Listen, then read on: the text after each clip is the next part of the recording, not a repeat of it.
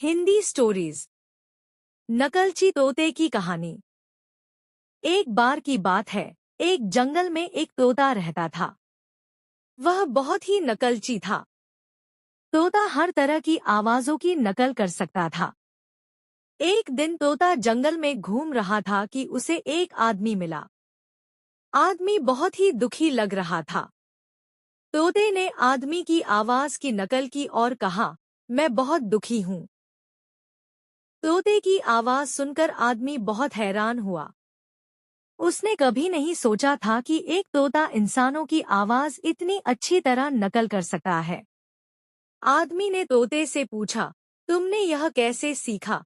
तोते ने कहा, मैं बहुत ही नकलची हूँ। मैं हर तरह की आवाजों की नकल कर सकता हूँ। आदमी बहुत खुश हुआ। उसने तोते को अपने साथ घर ले जाने का फैसला किया। वह तोते को अपने दोस्त और परिवार को दिखाना चाहता था। घर पर आदमी ने तोते को अपने दोस्त और परिवार को दिखाया। सभी लोग तोते की नकलची आवाजों से बहुत प्रभावित हुए। वे सभी तोते को बहुत पसंद करने लगे। एक दिन आदमी को काम से बाहर जाना था। उसने तोते को घर पर अकेला छोड़ दिया। तोता बहुत बोर हो गया। उसने कुछ करने की सोची।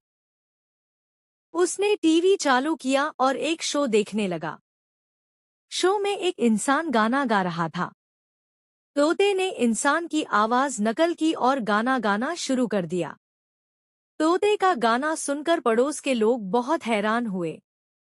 तोते के गायन की बात पूरे शहर में फैल गई। लोग दूर दूर से तोते को सुनने के लिए आने लगे। तोता अब बहुत ही लोकप्रिय हो गया। एक दिन एक संगीतकार ने तोते को देखा।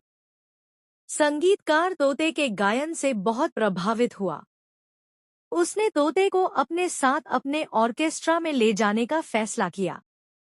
तोता संगीतकार के ऑर्केस्ट्रा में शामिल हो गया। वह बहुत खुश था।